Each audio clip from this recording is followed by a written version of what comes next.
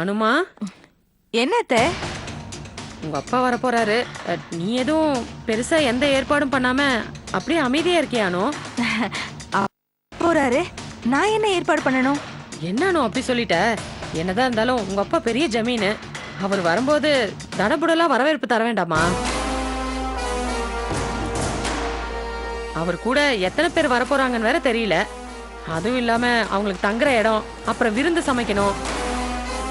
உங்க அப்பாவுக்கு என்னென்ன பிடிக்கும், அதுக்கு தகுந்த மாதிரி நான் சமைக்கணும்லானோ? அத்தை, நானே அமைதியா இருக்கும்போது உங்களுக்கு எதுக்கு இவ்ளோ டென்ஷன்?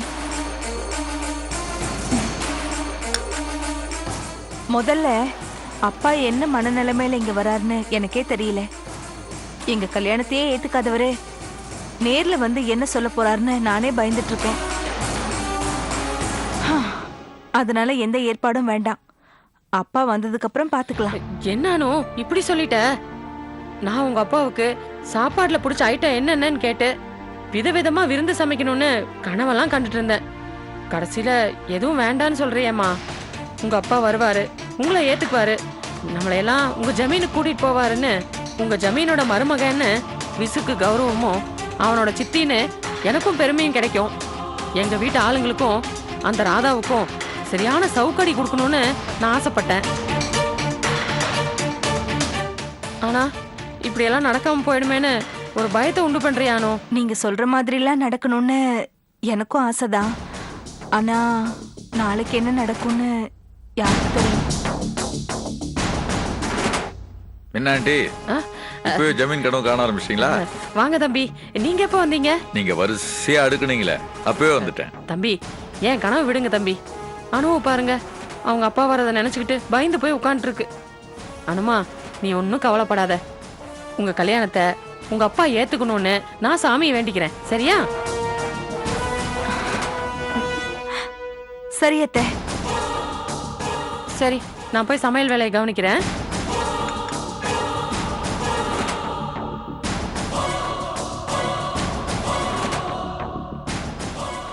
ஐய ஜமீன் ஜமீன் அலையுது. இது மட்டும் அலையுது? விச்சுவே பெரிய நம்பிக்கை வச்சிருக்காரு. அதை விடணும், நாளைக்கே அவர் நம்பிக்கையெல்லாம் தவிடுபடி ஆயிடும். கூத்து கட்டுற ஆளை பார்த்து பேசிட்டு வந்திருக்கேன். சும்மா ஜம்முன்னு இருக்காரு.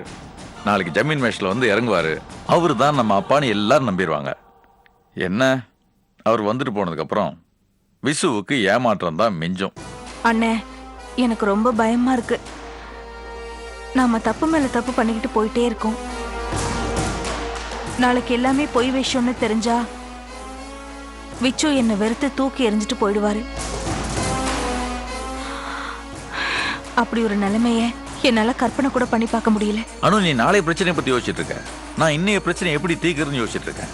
இன்னைய பிரச்சனையை தீர்க்கலன்னா நமக்கு நாளைக்குன்னு ஒண்ணு கிடையவே கிடையாது. இதை பாருணும், நம்ம பெரிய ஆள்மாறாட்டம் தான் பண்றோம். இதோட விளைவு நாளைக்கு என்னவா இருக்கும்னு எனக்கு நல்லா தெரியும். ஆனா வேற வழி இல்லை. அதனால இதை பண்ணி தான் தீரணும். இதை பாரு, விசுவை எப்படி சமாதானப்படுத்துறதுன்னு நீ யோசிச்சு வை. அப்பதான் உனக்கும் இல்ல, நம்ம எல்லாருக்குமே லைஃப்.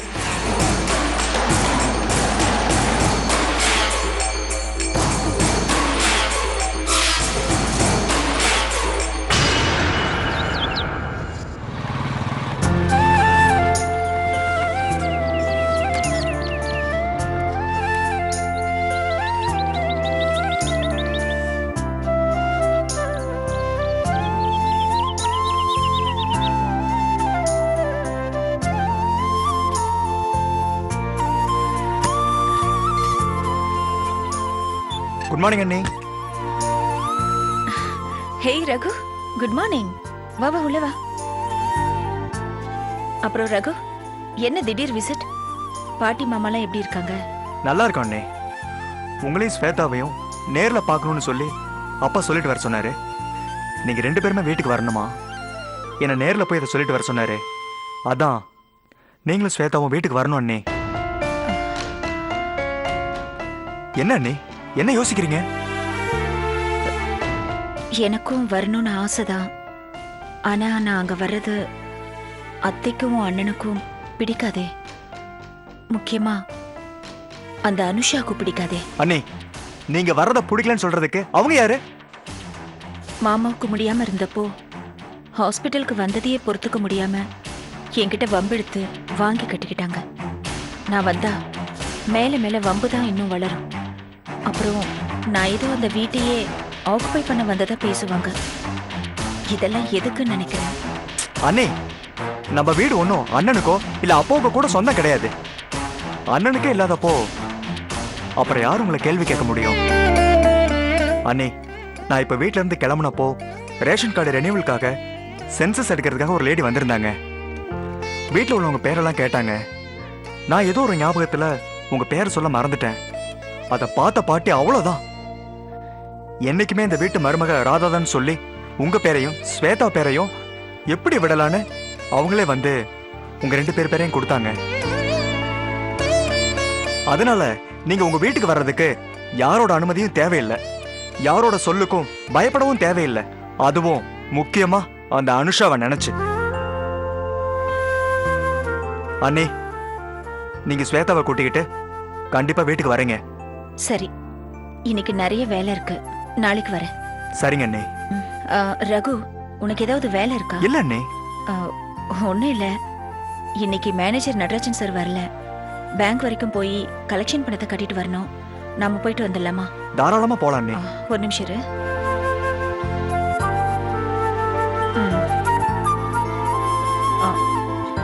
போலாம்.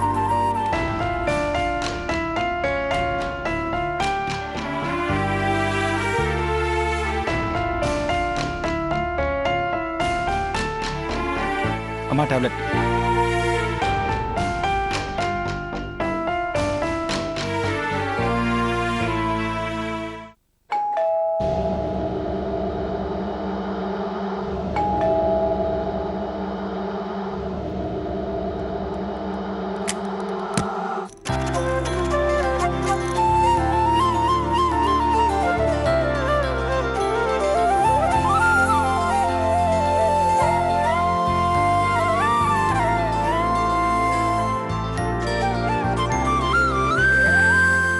மாப்பிள்ள வாங்க மாமா. வா கௌரி. அத்தை எப்படி இருக்காங்க? தலங்க அத்தை, என்னாச்சுது? அட வாங்க மாப்பிள்ள.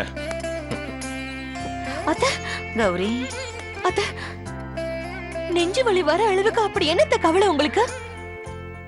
வேற என்ன கவலை? எல்லாம் என் மகனோட கவலைதான். வாங்க மச்சான், உட்காருங்க. வாங்கண்ணே. மாப்பிள்ள போன்ல எல்லா விவரமும் சொன்னாருமா. நீ மட்டும் கவலைப்படுறதுனால பிரச்சனை எல்லாம் தீர்ந்துடுமா? நம்ம காலம் மாதிரியா?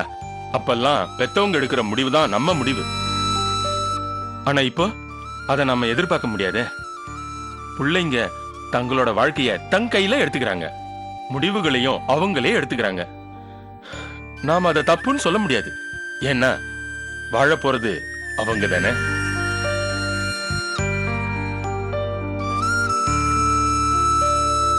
ஆனா ஒண்ணுமா, எனக்கு என் பொண்ணு இந்த வீட்டு மருமகளா வரணுங்கிறது தான் ஆசை. என் பொண்ணோட விருப்பமும் அதுதான்.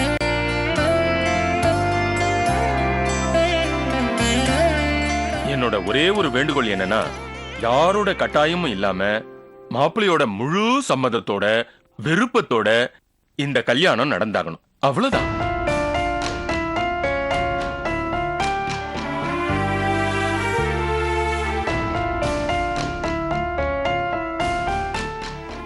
அண்ணே, எங்களுக்கு இவன் ஒரே புள்ள. இவன் வாழ்க்கை நல்லபடியா அமைஞ்சு அவன் சந்தோஷமா வாழணுங்கிறது தானே எங்க ஆசையும். நீ சொல்ற மாதிரி சம்பத்தோட முழு சம்மதத்தோட தான் இவங்க கல்யாணம் நடக்கும். என் மருமக தான் வந்துட்டாளே, இவனை சம்மதிக்க வச்சிட மாட்டேனா என்ன? கௌரி அத்தை, போய் எல்லாருக்கும் காஃபி போட்டு எடுத்துட்டு வாமா. சரி அத்தை.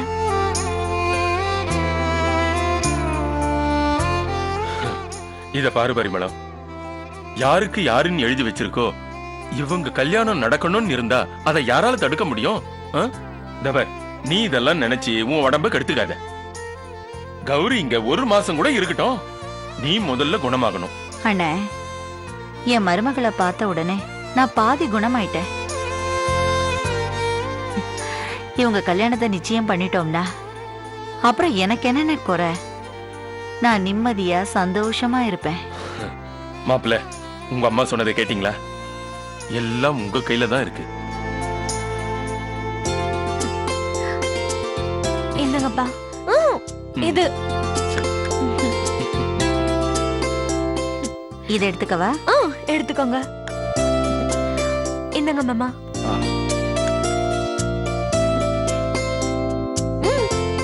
எனக்கு காஃபி பிடிக்காது. அது எனக்கும் தெரியும். உங்களுக்கு எது பிடிக்கும் பிடிக்காதுன்னு எல்லாம் எனக்கு தெரியும். இது காஃபி இல்ல டீ. எடுத்துக்கோங்க, எடுத்துக்கோங்க.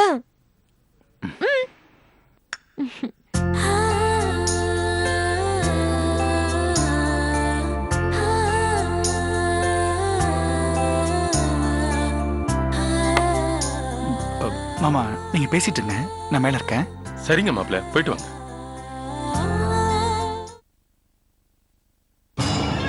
மேடம் ஒரு நிமிஷம். என்ன? மேடம் நீங்க மேனேஜர் சாரோட ஒய்ஃப் தானே? ஆம். அது இருக்கட்டும்.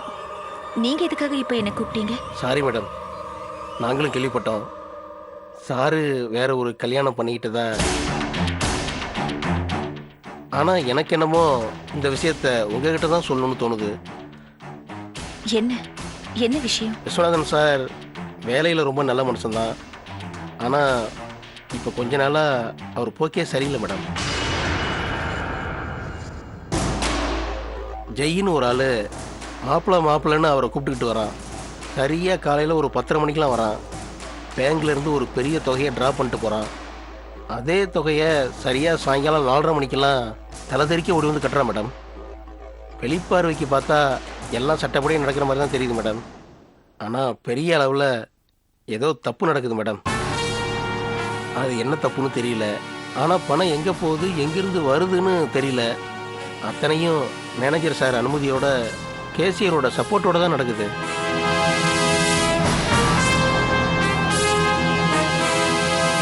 இதை பற்றி பேங்கில் ஜாட மாடையா எல்லா ஸ்டாஃபுங்களும் பேச ஆரம்பிச்சிட்டாங்க. யாராவது ஒருத்தர் அவர் மேலே பெட்டிஷன் கொடுத்துட்டா சார் வேலையே போயிடும் மேடம். அது மட்டும் இல்லை, அவரை உள்ள தூக்கி போட்டுருவாங்க. சாருக்கிட்ட இதை பற்றி பேசவோ புத்தி சொல்லவோ ஸ்டாஃபுங்களாம் தயங்குறாங்க. நமக்கு என்னன்னு கூட ஒதுங்கிக்கிறாங்க. ஆனால் எனக்கு மனசு கேட்கல மேடம். சரி, இதை பற்றி உங்ககிட்ட சொல்லலாமேன்னு தோணுச்சு.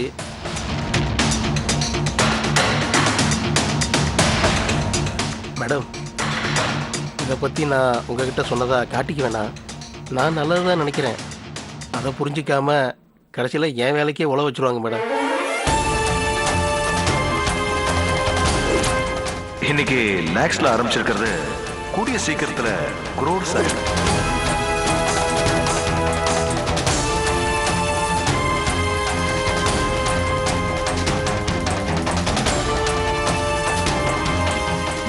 உங்களை எனக்கு தெரியும். ஆனா உங்க பேரு? என் பேர் ஆறுமுகம் மேடம்.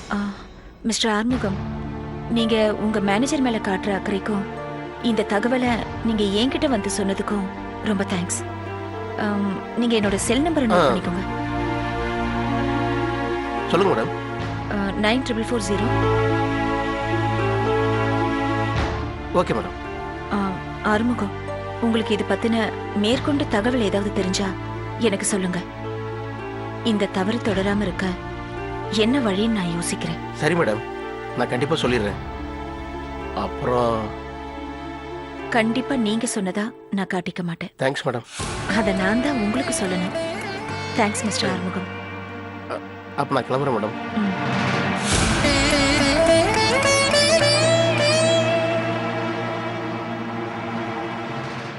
என்ன நீங்க அண்ணன் உங்களுக்கு செஞ்ச துரோகத்துக்கு வேலையும் போகட்டும், நியூஸை வந்து மானமும் போகட்டும், உள்ளேயும் போகட்டும். ஆனா நீங்க என்னமோ அவர் மேல அக்கறை எடுத்துக்கிட்டு எல்லாத்தையும் பொறுமையா கேட்டுட்டு இருக்கீங்க. அண்ணி ஒன்று செய்யலாம். நாமளே ஹெட் ஆஃபீஸ்க்கு மொட்டை பெட்டிஷன் ஒன்று போட்டுவிடலாம். இல்லை இன்ஸ்பெக்டர் வரதராஜன் சார் இருக்கவே இருக்காரு, விஷயத்தை அவர் காதில் போட்டுவிடலாம். அந்த அனுஷாவும் இதுக்கெல்லாம் உடனே நினைக்கிறேன். மொத்த பேரை தூக்கி உள்ள வைக்கட்டும். ஏன் ரகு, ஏன் உனக்கு இப்படி ஒரு கொலவெறி? பின்ன அவர் உங்களுக்கு செஞ்சதை அவ்வளவு சீக்கிரத்துல மறக்க முடியுமா? அனுபவிக்கட்டோன்னே.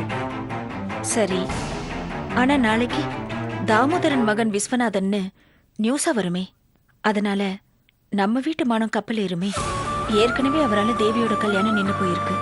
இந்த விஷயமும் வெளியில வந்தா சுத்தம். எனக்கு வேணா அவர் புருஷனா இல்லாம இருக்கலாம், ஆனா ஸ்வேதாவோட அப்பா வச்சே உன் அப்பா இப்படியாமேன்னு இன்னொரு குழந்தை அவர்கிட்ட கேட்டா அவ மனசு என்ன பாடுபடும்? அதோட பேங்க் பணம் பப்ளிக்கோட பணம், அதை மிஸ்யூஸ் பண்றதை உடனே தடுக்கணும். உன் அண்ணன் பண்றது தப்புன்னு அவருக்கு உணர்த்தி அவரை சேவ் பண்ணவும் வேணும். ஆனா நடக்கிற விஷயமெல்லாம் தப்பானதான முதல்ல நமக்கு தெரியணுமே. அது என்னன்னு கண்டுபிடிப்பேன், அப்புறம் என்ன செய்யலான்னு பார்ப்போம்.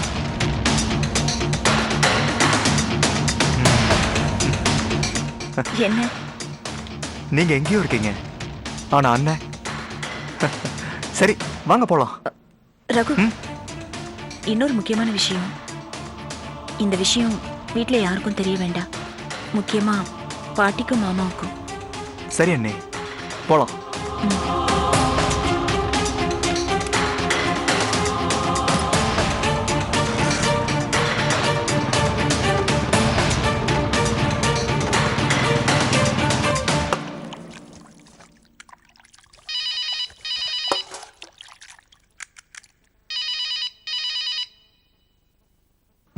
சம்பத்தா?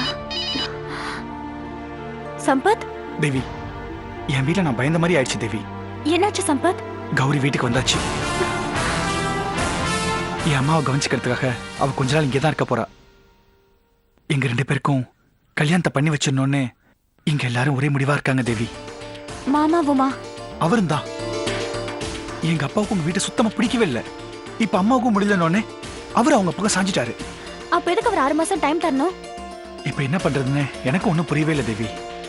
இங்கேயும் எங்க வீட்டோட நிலைமை சரியில்லை. பெரிய அண்ணனுக்கும் எங்களுக்கும் தொடர்பே இல்லாம போயிடுச்சு. அம்மாவும் அங்கதான் இருக்காங்க. அப்பாவுக்கும் உடம்பு முடியல. ரகுவும் வேலை தேடி அலைஞ்சுக்கிட்டு இருக்கான். என்னை பத்தி யாருக்கும் நினைப்பே இல்லை. நான் ராதானியா மட்டும்தான் நம்பி இருக்கேன். இப்போ நீயும் இப்படி சொன்னா அவங்களால என்ன பண்ணிட முடியும்? இல்ல தேவி, இந்த பார், நாம இமீடியட்டா ஏதாவது முடிவெடுத்து தான் ஆகணும்.